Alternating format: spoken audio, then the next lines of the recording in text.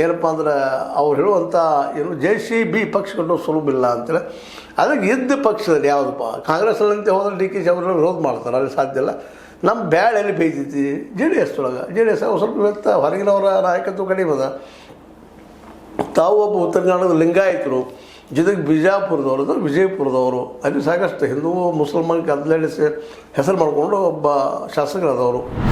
ಈ ಎಲ್ಲ ದಿಶೆಯಲ್ಲೇ ಅವರು ಸಹಿತ ಅಲ್ಲೇ HDK ಅವ್ರಿಗೆ ಭೇಟಿಯಾಗಿ ಏನು ಮಾತು ನಡೆಸಿದ್ದಾರೆ, ಸುದ್ದಿಗಳಿದ್ದಾವೆ. ಹೀಗಾಗಿ ತಮ್ಮ ಶಕ್ತಿ ಹೆಚ್ಚು ಮಾಡ್ಕೊಳ್ಳಿಕ್ಕೆ ಎಲ್ಲೆಲ್ಲದ ಪ್ರಯತ್ನವನ್ನು ಇವತ್ತು JDS ಮಾಡ್ತಾಯಿದ್ದಾರೆ. ಹೀಗಾಗಿ ಅವ್ರಿಗೆ ಏನಪ್ಪ ಜನರ ಮುಂದೆ ಹೇಳುವಂಥದ್ದು, ನಮ್ಮವರನ್ನು CM ಅಂದ್ರೆ ಕುಮಾರಸ್ವಾಮಿಗಳು CM ಆಗ್ತಾರೆ, ದೇವೇಗೌಡರು ಅವ್ರ ಜೊತೆಗೆ ಇರ್ತಾರೆ.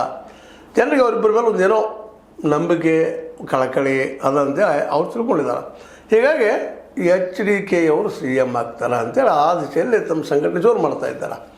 ಇವತ್ತು ಅವರು ಮತ್ತು ಅವ್ರಿಗೂ ಅನಿವಾರ್ಯ ಇದೆ, ಅಸ್ತಿತ್ವದ ಪ್ರಶ್ನೆ ಅದ, ಈ ಸಲ ತೋರಿಸಲೇಬೇಕಾಗಿದೆ. ಅಟ್ಲೀಸ್ಟ್ ಒಂದು 50 ತನಕ ಗೆದ್ದರೆ, 50 MLAಗಳನ್ನ ಗೆದ್ದರೆ ನಾವು CM ಆಗ್ಬೋದು ಅನ್ನೋದು ಅವ್ರ ಕನಸದ.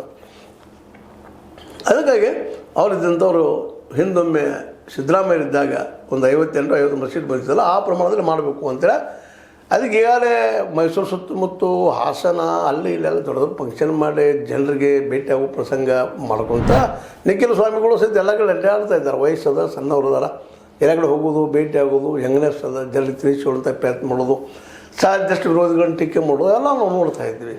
ಒಂದೊಂದು ಸತ್ಯ ಯಾವ 3 ಪಕ್ಷ ಅವ ಏನಪ್ಪ ಅಂದ್ರೆ ನಮ್ಮವ್ರು ಆಗಬೇಕು, ಮತ್ತು ಯಾರಿಲ್ಲ ಕುಟುಂಬ ರಾಜಕಾರಣ ಎಲ್ಲ ಪಕ್ಷಗಳು ಅದ. ಅದು ಒಂದು ಏನಪ್ಪ ಅಂದ್ರೆ ಸಿದ್ದರಾಮಯ್ಯರಿಗೆ ಆ ಪ್ರಮಾಣದಲ್ಲಿ ಮಗ, ಹಿಂದಿನ ಮಗ ಏನಾಗ್ತಿರೋ ಗೊತ್ತಿಲ್ಲ, ಮೊದಲೇ ಮಗ